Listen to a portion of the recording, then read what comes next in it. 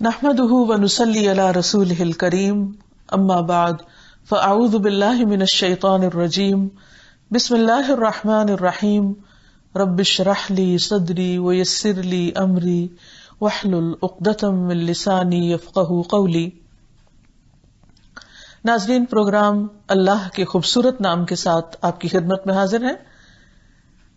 آج ہم اللہ سبحانہ تعالیٰ کے نام الباسط پر بات کریں گے۔ اس سے پہلے ہم نے اللہ سبحانہ تعالیٰ کا نام القابض پڑھا، وہ جو تنگی دینے والا ہے، محدود کرنے والا ہے، اور آج ہم پڑھیں گے وہ جو فراخی دینے والا ہے، کشادگی پیدا کرنے والا ہے، پھیلانے والا ہے۔ ان دونوں ناموں کا کمبینیشن بہت خوبصورت ہے۔ ہم سب اپنی زندگی میں دیکھتے ہیں کہ ہمارے حالات اوپر نیچے ہوتے رہتے ہیں۔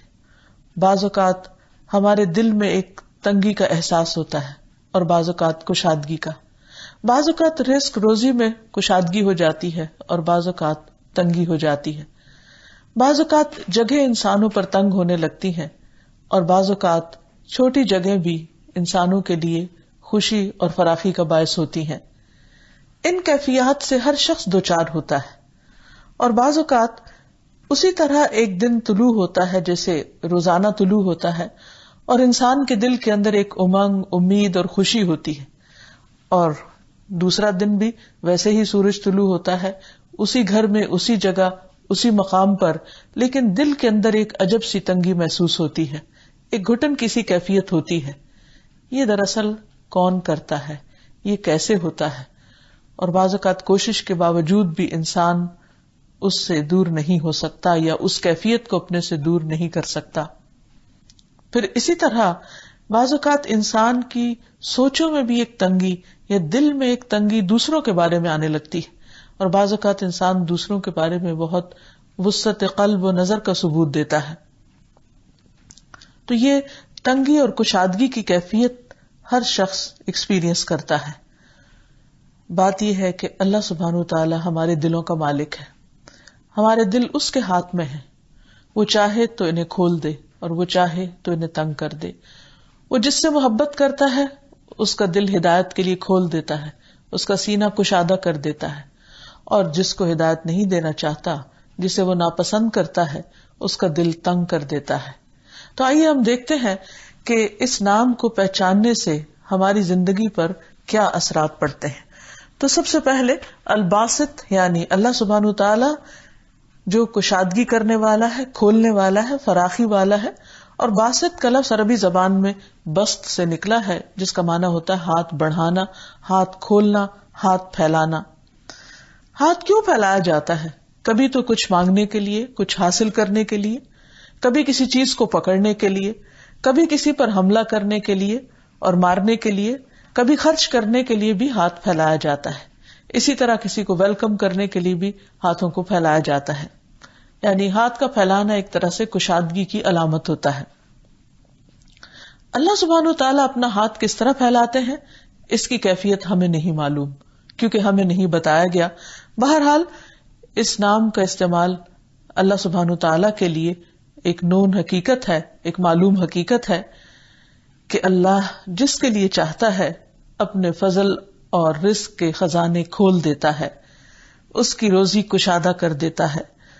بندوں کے دل بھی اس کی حکمت اور رحمت کے ساتھ کھلتے ہیں، یعنی اللہ تعالیٰ کی رحمت اور حکمت سے انہیں شرح صدر حاصل ہوتا ہے، اور پھر جس کے لیے اللہ تعالیٰ چاہے اس کے لیے تنگی پیدا کر دیتا ہے۔ قرآن مجید میں اللہ تعالیٰ فرماتے ہیں لَهُ مَقَالِيدُ السَّمَاوَاتِ وَالْأَرْضِ يَبْسُطُ الرِّزْقَ لِمَن يَشَاءُ وَيَقْدِرُ إِنَّهُ بِكُلِّ شَيْءٍ عَلِيمٌ۔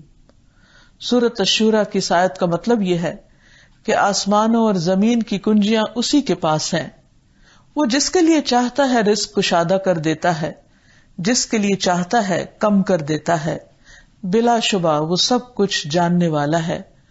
گویا انسانوں کے رزق کا مالک بھی اللہ تعالیٰ ہے، جیسے انسانوں کے دلوں کا مالک اللہ ہے۔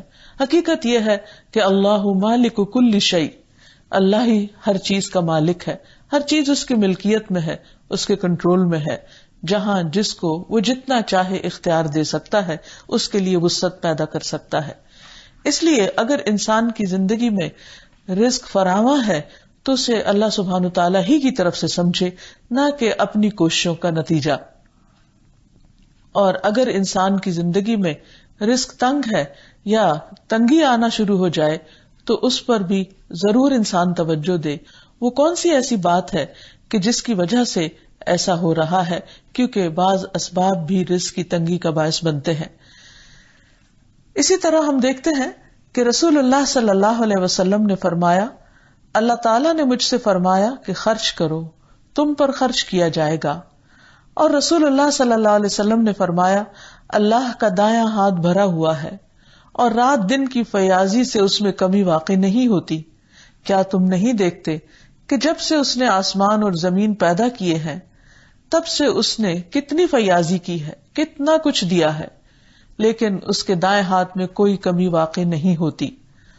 تو گویا اللہ رب العزت چونکہ زمین و آسمان کے سارے خزانوں کا مالک ہے، وہ اپنی مرضی، حکمت اور مصلحت کے تحت جسے چاہتا ہے عطا کرتا ہے اور جس سے چاہتا ہے اس کو روک لیتا ہے۔ لیکن وہ ہم سے کیا چاہتا ہے کہ اگر ہم یہ چاہتے ہیں کہ ہمارے لیے رزق کے خزانے کھل جائیں، وسیع ہو جائیں، تو ہم بھی دوسروں کے لیے اپنے خزانوں کو کھول دیں، اپنے دلوں کو کھول دیں۔ ایک اور بات جو اسلام کو سمجھ کر ہمارے علم میں آتی ہے وہ یہ کہ اللہ تعالیٰ جس کو جتنا چاہتا ہے اتنا عطا کرتا ہے، یعنی اس کی کمیت اور اس کی کیفیت جو ہے، اس کی کوالٹی اور کوانٹٹی کا کنٹرول بھی اللہ سبحانہ تعالیٰ کے ہاتھ میں ہے۔ قرآن مجید میں اللہ تعالیٰ فرماتے ہیں، اللہ یبسط الرزق لمن یشاء ویقدر وفرحوا بالحیاۃ الدنیا وما الحیاۃ الدنیا فی الآخرۃ الا متاع۔ اللہ رزق فراخ کر دیتا ہے جس کے لیے چاہتا ہے اور تنگ کر دیتا ہے جس کے لیے چاہتا ہے، یعنی یہ خالصتاً اس کی مشیت پر مبنی ہے۔ اور وہ دنیا کی زندگی پر خوش ہو گئے، حالانکہ دنیا کی زندگی آخرت کے مقابلے میں تھوڑے سے سامان کے سوا کچھ نہیں۔ یعنی انسان پر اگر رزق زیادہ ہو جاتا ہے، فراواں ہو جاتا ہے، تو ضروری نہیں کہ اس میں اللہ تعالیٰ کی رضا بھی شامل ہو، یعنی ایسے لوگوں پر اللہ تعالیٰ خوش بھی ہو۔ اور اگر کسی پر رزق تنگ ہو جاتا ہے تو اس کا یہ مطلب نہیں کہ یہ اللہ تعالیٰ کی ناراضگی ہی کا باعث ہوگا۔ اسی طرح اگر کسی پر رزق تنگ ہو جاتا ہے تو ضروری نہیں کہ اللہ سبحانہ تعالیٰ اس پر ناراض ہو کر ہی اس کا رزق تنگ کرے، یہ اس کی مشیت پر مبنی ہے، کیونکہ وہ جو چاہے کر سکتا ہے۔ ایک اور جگہ پر فرمایا، ان اللہ یرزق من یشاء بغیر حساب، بے شک اللہ جسے چاہتا ہے بے حساب رزق عطا کر دیتا ہے۔ اور عمومی طور پر ہم دیکھتے ہیں کہ بعض اوقات لوگ اس کی نافرمانی بھی کرتے ہیں، بعض اوقات اس کا انکار بھی کر رہے ہوتے ہیں، بعض اوقات بہت غلط قسم کے کام بھی کر رہے ہوتے ہیں، اس کے باوجود وہ ان کا رزق فراخ کر دیتا ہے۔ اور اس کے برعکس بعض اوقات لوگ اللہ تعالیٰ کے عبادت گزار ہوتے ہیں، فرما بردار ہوتے ہیں، اچھے کام بھی کر رہے ہوتے ہیں، لیکن ان کا رزق تنگ ہو جاتا ہے، کیونکہ یہ اللہ سبحانہ تعالیٰ کی اپنی مشیت اور اپنی چاہت پر مبنی ہے، اور اس کی حکمت کا تقاضا ہے کہ وہ ایسا کرے۔ اس کے اسباب، اس کی وجوہات اسی کے علم میں ہے، اور اس کا کوئی فیصلہ بھی غلط نہیں ہوتا یا ظلم پر مبنی نہیں ہوتا۔ ہاں، بعض اسباب کا ذکر اس نے اپنی کتاب میں کیا ہے۔ مثلا قرآن مجید کی ایک آیت میں آتا ہے، وَلَوْ بَسَطَ اللَّهُ الرِّزْقَ لِعِبَادِهِ لَبَغَوْا فِي الْأَرْضِ وَلَكِنْ يُنَزِّلُ بِقَدَرٍ مَا يَشَاءُ إِنَّهُ بِعِبَادِهِ خَبِيرٌ بَصِيرٌ۔ اور اگر اللہ اپنے سب بندوں کو وافر رزق عطا کر دے تو وہ زمین میں سرکشی سے ادھم مچا دے، یعنی اللہ تعالی سب کو بے حساب دے سکتا ہے، لیکن کیوں نہیں دیتا؟ کیونکہ پھر دنیا ایک صرف اور صرف فساد کا گھر بن جائے گی۔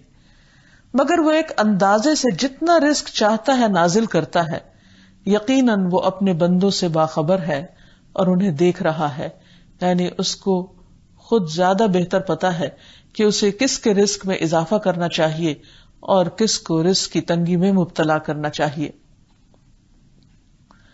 رزق کا کشادہ ہونا اور رزق کا تنگ ہونا کسی انسان کے اچھے اور برے ہونے کی دلیل نہیں ہے، کیونکہ نیک لوگوں کے لیے بھی رزق کی کشادگی ایک عمدہ چیز ہے، اس کے بارے میں ایک حدیث سے ہمیں پتہ چلتا ہے کہ نبی صلی اللہ علیہ وسلم نے ایک بار عمرو بن العاص کو اپنے پاس بلا بھیجا کہ اپنے کپڑے اور اسلحہ تنظیم کر کے میرے پاس آؤ. وہ کہتے ہیں کہ میں جس وقت حاضر ہوا تو نبی صلی اللہ علیہ وسلم وضو فرما رہے تھے. آپ نے ایک مرتبہ مجھے نیچے سے اوپر تک دیکھا، پھر نظریں جھکا کر فرمایا کہ میرا ارادہ ہے کہ تمہیں ایک لشکر کا امیر بنا کر بھیجوں. اللہ تمہیں صحیح سالم اور مال غنیمت کے ساتھ واپس لائے، اور میں تمہارے لیے مال کی اچھی رغبت رکھتا ہوں. میں نے عرض کیا، یا رسول اللہ، میں نے مال و دولت کی خاطر اسلام قبول نہیں کیا، میں نے دلی رغبت کے ساتھ قبول کیا ہے، اور اس مقصد کے لیے کہ مجھے آپ کا ساتھ حاصل ہو جائے. آپ نے فرمایا، نیک آدمی کے لیے اچھا مال کیا ہی خوب ہوتا ہے. یعنی مال بذات خود کوئی بری چیز نہیں، اگر وہ مال کسی اچھے انسان کے ہاتھ میں ہوگا تو یقیناً وہ خیر اور بھلائی کے کاموں پر خرچ ہو رہا ہوگا. لیکن بعض لوگوں کے لیے یہ مال آزمائش بن جاتا ہے، جیسا کہ منافقین کے لیے. اللہ سبحانہ وتعالی جو الباسط ہے، جو فراخی دینے والا ہے، وہ جب اپنے خاص فضل سے لوگوں کو فراخی عطا کرتا ہے تو بعض اوقات لوگوں کے لیے وہ فراخی سخت آزمائش کا باعث بن جاتی ہے، اور اس کی وجہ سے وہ بعض اوقات ایک دوسرے پر فخر کرنے لگتے ہیں، یا ایک دوسرے کے ساتھ کمپٹیشن میں آ جاتے ہیں، ایک دوسرے کو نیچا دکھانے لگتے ہیں، یا جن کے پاس نہیں ان کو اپنے سے حقیر جاننے لگتے ہیں. تو یہ سب انسان کے لیے ایک آزمائش ہے. اس پر انسان کو اترانا نہیں چاہیے، فخر نہیں کرنا چاہیے، اور مال کو حق کے ساتھ حاصل کر کے حق کی جگہ پر اور حق کی راہ پر ہی لگانا چاہیے، اور ایسی چیزوں سے پرہیز کرنا چاہیے جو اللہ تعالیٰ کو ناراض کرنے والی ہوں، کیونکہ بعض لوگوں کے لیے رزق کی کشادگی شر کا باعث بن جاتی ہے اور برے انجام کا باعث بنتی ہے، جیسے کہ قارون کا قصہ سب کو معلوم ہے. پھر اسی طرح الباسط کے ایک معنی ہے ہاتھ پھیلانے والا، یعنی بندوں کی طرف ہاتھ پھیلانے والا تاکہ وہ اس کی طرف لوٹے توبہ کے ساتھ، اپنی بخشش مانگتے ہوئے. اللہ سبحانہ و تعالی لوگوں کی توبہ قبول کرنے کے لیے بھی ہاتھ پھیلاتا ہے کہ جنہوں نے گناہ کیے ہیں ان کو مہلت دیتا ہے، ان کو امید دلاتا ہے کہ میں تمہارے گناہ معاف کر دوں گا، تم میری طرف واپس پلٹ آؤ. اس سلسلے میں ابو موسیٰ اشعری رضی اللہ تعالیٰ عنہ کی ایک حدیث ہے. وہ روایت کرتے ہیں کہ اللہ رب العزت رات کے وقت اپنا ہاتھ پھیلاتا ہے تاکہ دن کے گناہگار کی توبہ قبول کر لے، اور دن کو اپنا ہاتھ پھیلاتا ہے تاکہ رات کے گناہگار کی توبہ قبول کر لے، یہاں تک کہ سورج مغرب سے طلوع ہو جائے. یعنی اللہ سبحانہ تعالی بندوں کی طرف اس لیے متوجہ ہوتے ہیں تاکہ بندے اس کی طرف لوٹ آئیں، اپنے گناہوں کی معافی مانگ لیں، اپنے اوپر گناہوں کے جو بوجھ لاد کر اپنے آپ کو پریشان کیے ہوئے ہیں ان سے آزاد ہو جائیں. پھر اسی طرح اللہ سبحانہ تعالی سوالیوں کو عطا کرنے کے لیے بھی ہاتھ پھیلاتا ہے. ابن مسعود رضی اللہ عنہ سے روایت ہے کہ رسول اللہ صلی اللہ علیہ وسلم نے فرمایا، جب رات کا آخری تہائی حصہ باقی رہ جاتا ہے تو اللہ عز و جل آسمان دنیا پر نزول فرماتے ہیں، پھر آسمانوں کے دروازے کھول دیے جاتے ہیں، پھر اللہ عز و جل اپنے ہاتھوں کو پھیلا کر فرماتے ہیں، ہے کوئی مانگنے والا کہ اس کی درخواست پوری کر دی جائے، ہے کوئی استغفار کرنے والا کہ اس کو بخش دیا جائے. اور یہ سلسلہ طلوع فجر تک چلتا رہتا ہے، یعنی جب تک فجر کی اذان نہیں ہوتی اس وقت تک اللہ سبحانہ و تعالیٰ اپنے بندوں کو پکارتے رہتے ہیں کہ اے بندو اٹھو اور معافی مانگ لو، اے بندو اٹھو اور اپنی ضروریات مجھ سے مانگ لو، میں تمہاری ضروریات پوری کر دوں گا، میں تمہاری دعائیں قبول کر لوں گا.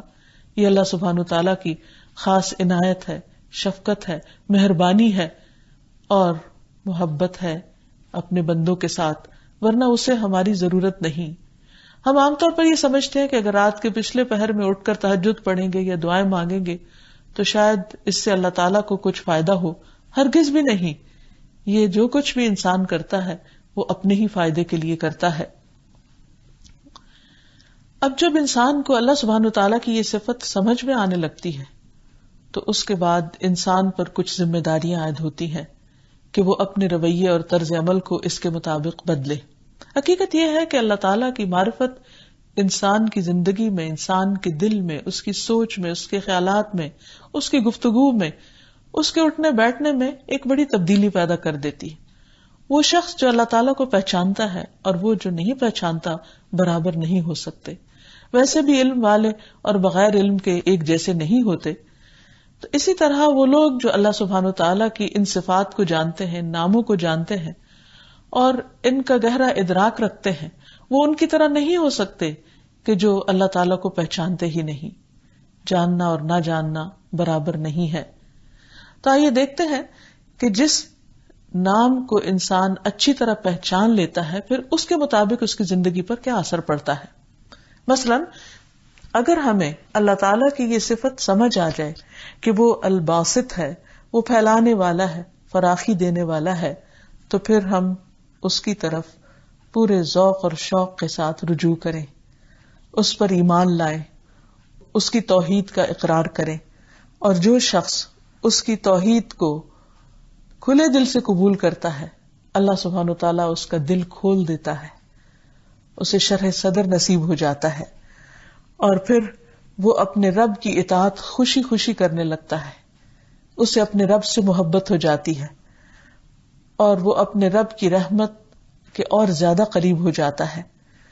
قرآن مجید میں اللہ تعالیٰ فرماتے ہیں وَمَن يُؤْمِن بِاللَّهِ يَهْدِ قَلْبَهُ، جو اللہ پر ایمان رکھتا ہے اللہ سبحانہ وتعالیٰ اس کے دل کو ہدایت دے دیتا ہے، اس کے دل کو تھام لیتا ہے، اس کو خوشی عطا کرتا ہے، اس کے دل میں ایک نور پیدا کر دیتا ہے، اور پھر وہ عام انسانوں کی طرح نہیں رہتا.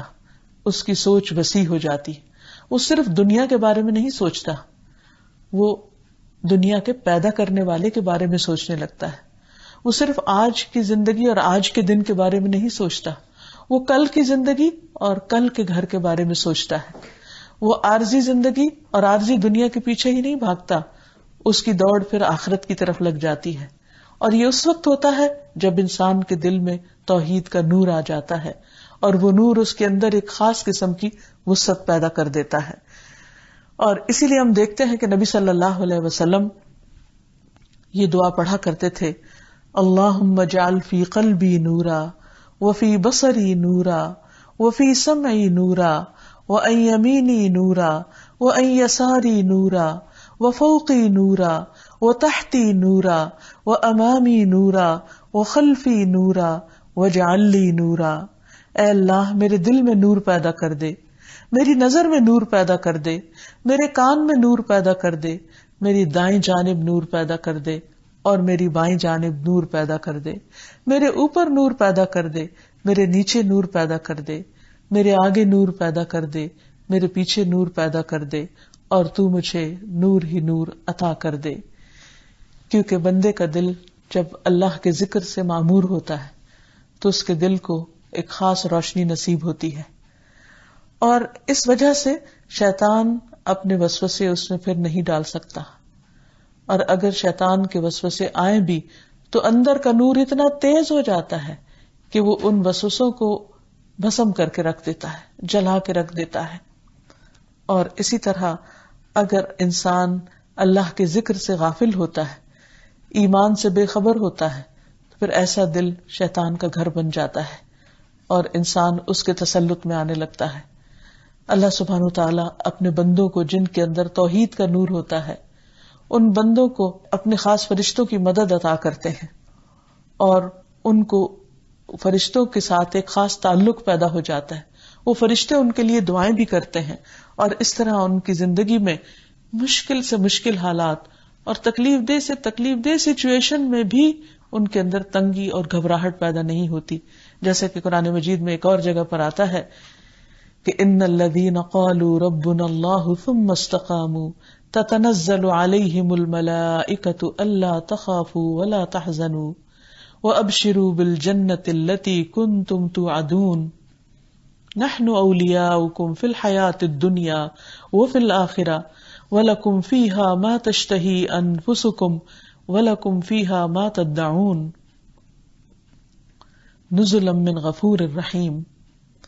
إِنَّ الَّذِينَ قَالُوا رَبُّنَا اللَّهُ، بے شک وہ لوگ جنہوں نے کہا کہ ہمارا رب اللہ ہے، ثم استقاموا، پھر انہوں نے اس پر استقامت اختیار کی، وہ اس پر جم گئے، تو ایسے لوگوں کا انجام کیا ہوگا؟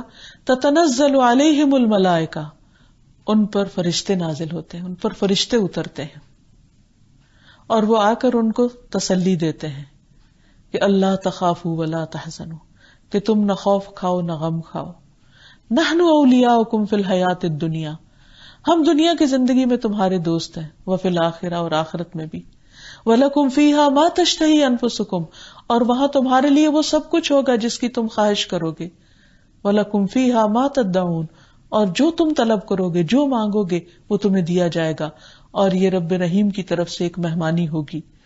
تو گویا جو شخص اللہ سبحانہ وتعالیٰ پر سچے دل سے ایمان لے آتا ہے، اللہ تعالیٰ اس کے دل میں نور پیدا کر دیتا ہے، اور فرشتوں کے ساتھ اس کا تعلق پیدا ہو جاتا ہے، اور پھر انسان تنگی میں بھی وسعت محسوس کرتا ہے، گھبراہٹ میں بھی امن میں ہوتا ہے، اور اس دنیا میں بھی اور اگلی دنیا میں بھی۔ ایسے ہی لوگوں کے لیے قبریں بھی وسیع ہو جائیں گی، جنت کے باغوں میں سے باغ بن جائیں گی۔ ایسے لوگوں کے لیے حشر کے دن بھی گھبراہٹ نہ ہوگی، اور وہ عرش الہی کے سائے تلے ہوں گے۔ ایسے لوگ امن کے ساتھ جنت میں داخل ہو جائیں گے۔ اس امن اور اس وسعت کو انجوائے کرنے کے لیے ضروری ہے کہ ہم اللہ سبحانہ تعالیٰ کی اس صفت کو سمجھیں اور اس کے مطابق اپنے اندر بھی وسعت لائیں۔ اور جب انسان اپنے اندر وسعت لاتا ہے تو پھر وہ بندوں کا بھی خیر خواہ بن جاتا ہے، وہ بندوں سے لینے والا نہیں، بندوں کو دینے والا بن جاتا ہے۔ اور کوئی بھی شخص بندوں کو دے نہیں سکتا جب تک کہ اس کے اپنے دل میں وسعت نہ ہو۔ دل کی وسعت ہی ہاتھ میں وسعت پیدا کرتی ہے، دل کی وسعت ہی انسان کے لیے دوسروں کے بارے میں ان کی خطائیں معاف کرنے کا ذریعہ بنتی ہے، اور ان کے لیے انسان کا دل بڑا ہو جاتا ہے۔ اور اسی طرح وہ لوگ جن کے دل بڑے ہوتے ہیں پھر ان کے کام بھی بڑے ہوتے ہیں۔ چھوٹے دلوں والے چھوٹے کام کرتے ہیں، اور بڑے دلوں والے بڑے بڑے کام کرتے ہیں، کیونکہ ان کی سوچیں بھی وسیع ہو جاتی ہیں۔ انسان جب اللہ تعالیٰ کے قریب آتا ہے تو پھر اللہ تعالیٰ سے ہی مانگتا ہے، اور جب بندہ اللہ سے مانگنے کے لیے ہاتھ اٹھاتا ہے تو اللہ تعالیٰ اس بات سے شرماتا ہے کہ وہ ان ہاتھوں کو خالی لوٹائے۔ پھر ایسا بندہ لوگوں کے آگے ہاتھ نہیں پھیلاتا، وہ لوگوں سے سوال نہیں کرتا، وہ اپنی معمولی سے معمولی حاجت بھی اللہ تعالیٰ سے مانگتا ہے۔ ابن عباس رضی اللہ عنہ سے مروی ہے کہ نبی صلی اللہ علیہ وسلم نے فرمایا، لوگوں سے بے نیاز ہو جاؤ اگرچہ مسواک کی لکڑی ہی کیوں نہ ہو، یعنی اس کے لیے بھی کسی سے لالچ نہ رکھو، اس کے لیے بھی کسی کے آگے ہاتھ نہ پھیلاؤ۔ ہاں، خیر کے کاموں کے لیے ہاتھ پھیلائے جا سکتے ہیں۔ اسود بن اسرم کہتے تھے کہ میں نے عرض کیا، یا رسول اللہ صلی اللہ علیہ وسلم، مجھے وصیت فرمائیے۔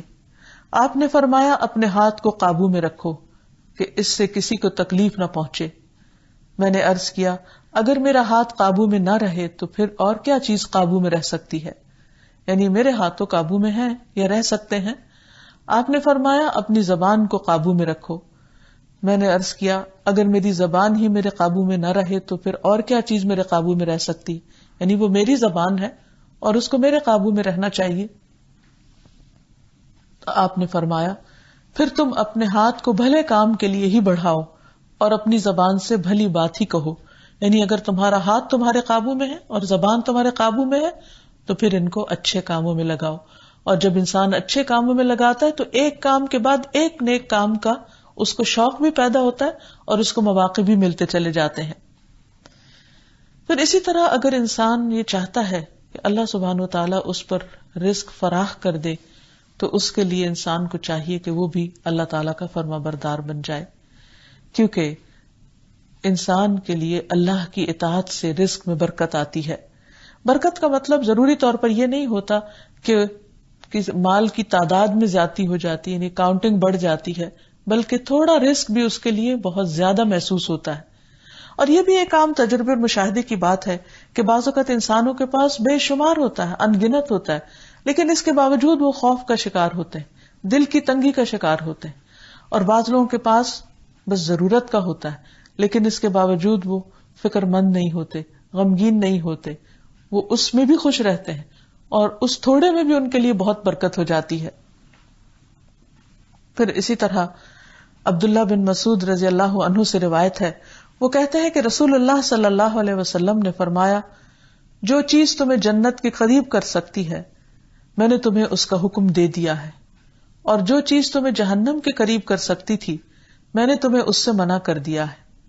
روح القدس یعنی جبریل نے میرے دل میں یہ بات ڈالی ہے کہ کوئی جان اپنے رزق کی تکمیل کے بغیر نہیں مرتی، یعنی ہر شخص اپنا رزق پورا کر کے ہی مرتا ہے. پس تم اللہ تعالیٰ سے ڈرو اور رزق کی تلاش میں میانہ روی اختیار کرو.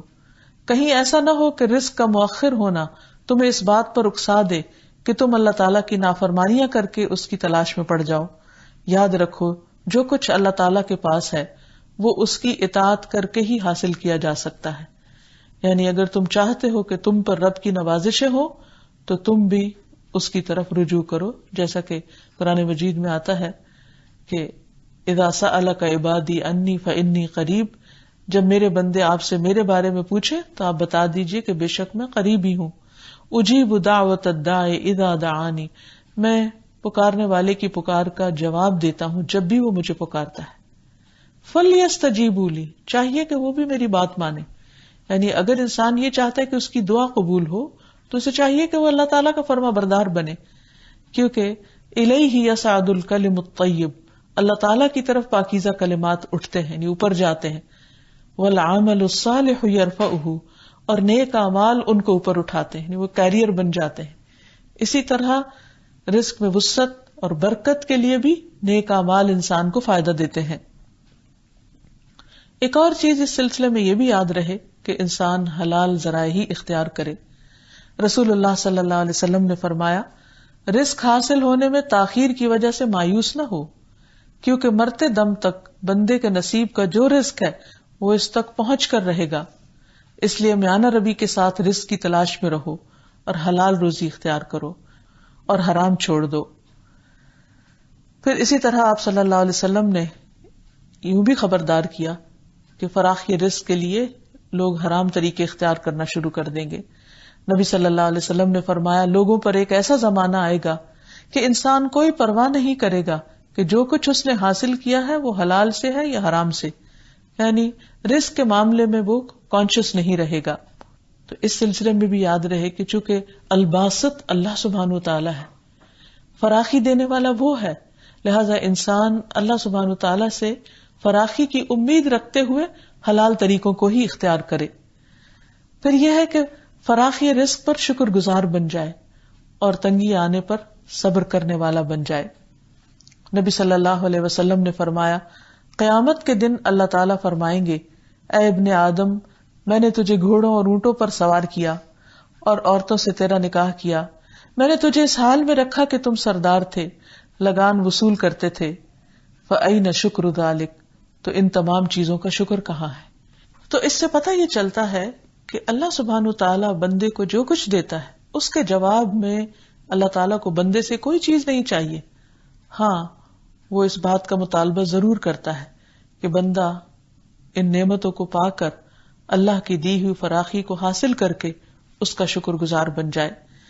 پھر اسی طرح یہ ہے کہ فراخی رزق میں رب کو نہ بھولے، کیونکہ جب انسان کو کچھ ملنے لگتا ہے تو وہ اس مال کے اندر کھو جاتا ہے اور دینے والے کو بھول جاتا ہے. اس سلسلے میں اللہ تعالیٰ قرآن مجید میں کچھ لوگوں کی صفت بیان کرتے ہوئے فرماتے ہیں، رجال لا تلہیہم تجارۃ ولا بیع عن ذکر اللہ واقام الصلاۃ وایتاء الزکاۃ یخافون یوما تتقلب فیہ القلوب والابصار. سورۃ النور. وہ مرد جنہیں اللہ کے ذکر، اقامت صلاۃ سے نہ تجارت غافل کرتی ہے اور نہ خرید و فروخت، وہ اس دن سے ڈرتے رہتے ہیں جس میں دل اور آنکھیں اکڑ جائیں گی. یعنی کچھ لوگ اللہ کے ایسے بندے بھی ہیں کہ جن کے پاس جب رزق زیادہ آتا ہے تو بھی وہ اللہ کی یاد میں کسی قسم کی کمی نہیں کرتے اور اقامت صلاۃ سے غافل نہیں ہوتے، زکوٰۃ دینا نہیں بھولتے. گویا کہ انسان کے لیے مال آزمائش ہے، اور وہ آزمائش کیا ہے کہ جب وہ مال انسان کو حاصل ہوتا ہے تو کیا پھر بھی وہ اللہ تعالیٰ کو یاد رکھتا ہے؟ تو ایسے لوگ جو اللہ کے پسندیدہ ہیں، جن کے دلوں میں نور ہوتا ہے، ایمان ہوتا ہے، وہ دنیا کی تمام نعمتوں میں ہوتے ہوئے بھی اپنے رب کو یاد رکھتے ہیں، جس طرح وہ مال کو کماتے ہوئے اپنے رب کو یاد رکھتے ہیں۔ حقیقت یہ ہے کہ انسان کے پاس جو مال آتا ہے اس کے لیے انسان کو محنت اور کوشش کرنی پڑتی ہے، اور محنت اور کوشش کی مثال ایسے ہی ہے کہ جیسے مثال کے طور پر اگر کسی انسان کو بتایا جائے کہ تمہارے لیے پہاڑ کی چوٹی پر 1 کلو سونا رکھا ہوا ہے، وہ تمہارے ہی نام کا ہے، تمہارے ہی حصے کا ہے، تمہیں ہی ملے گا، لیکن اس کے لیے تمہیں کوشش کرنا پڑے گی، اور وہ کوشش یہ کہ پہاڑ کی چوٹی تک تمہیں جانا پڑے گا۔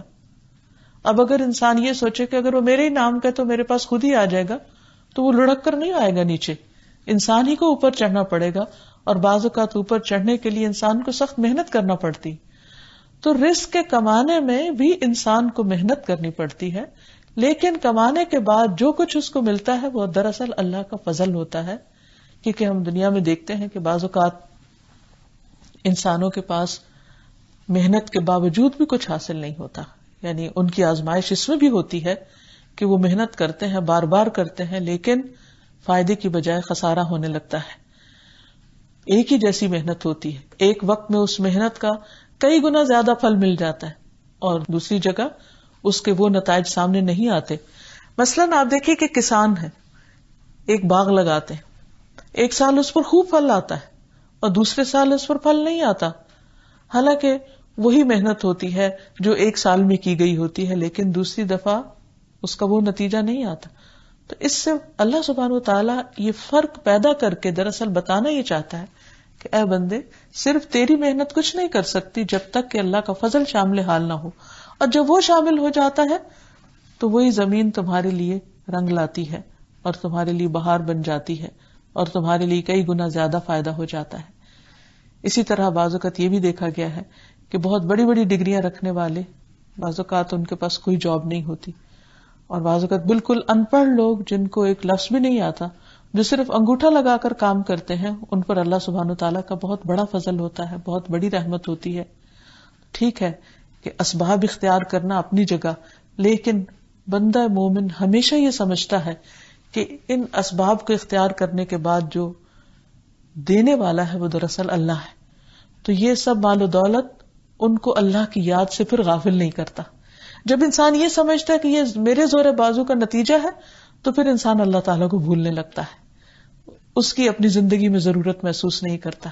لیکن جب انسان سمجھتا ہے کہ یہ اللہ کا مجھ پر فضل ہے، محنت میں نے کی ہے لیکن فضل اللہ کا ہے، تو پھر وہ اللہ کا حق بھی نکالتا ہے، جیسے کہ اس آیت میں بیان ہوا ہے کہ ایسے لوگ، ان کو تجارت اور خرید و فروخت نہ اللہ کی یاد سے غافل کرتی، نماز قائم کرنے سے غافل نہیں کرتی، اور زکوٰۃ دینے سے بھی، یعنی وہ اس میں سے اللہ کا حق اور بندوں کا حق برابر نکالتے رہتے ہیں، اور اس کے ساتھ ساتھ وہ رزق کی کشادگی کو اپنے لیے آزمائش سمجھتے ہیں، کیونکہ حقیقت یہ ہے کہ رزق کا زیادہ ہونا انسان کے لیے ایک بڑے امتحان کی بات ہے، کیونکہ جب انسان کے پاس نہیں ہوتا تو پھر بھی وہ تکلیف میں اللہ تعالیٰ کی طرف رجوع کر لیتا ہے، اور جب کچھ ہوتا ہے تو عام طور پر بھولنے لگتا ہے، غافل ہونے لگتا ہے، کیونکہ جب رزق زیادہ ہوتا ہے تو پھر انسان کی دنیا کی طرف کشش بڑھنے لگتی، دنیا کی طرف رغبت زیادہ ہو جاتی، اور اس رغبت میں پھر وہ ایسا مشغول ہوتا ہے، اس کے ساتھ ایک کے بعد ایک چیز اس کے سامنے آتی چلی جاتی ہے